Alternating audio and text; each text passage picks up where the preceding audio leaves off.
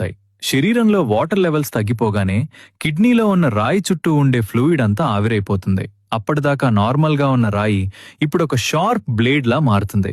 Water లేని ఆ dry kidney గోడలను ఈ రాయి కోస్తుంటే లోపల ఇంటర్నల్ బ్లీడింగ్ స్టార్ట్ అవుతుంది.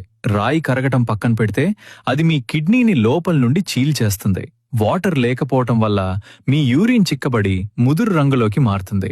బీర్ వల్ల శరీరంలో ఆక్సలేట్స్ మరియు యూరిక్ యాసిడ్ రేంజ్ విపరీతంగా పెరిగి ఆల్రెడీ ఉన్న రాయి సైజ్ ఇంకా పెరుగుతుంది.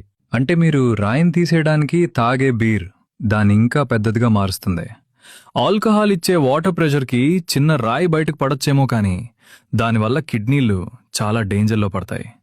రాళ్లు పోవాలంటే కావాల్సింది ఆల్కహాల్ కాదు, కేవలం స్వచ్ఛమైన మంచినీరు మాత్రమే. ఇప్పుడే ఈ విషయాన్ని మీ ఫ్రెండ్స్కి షేర్ చేయండి.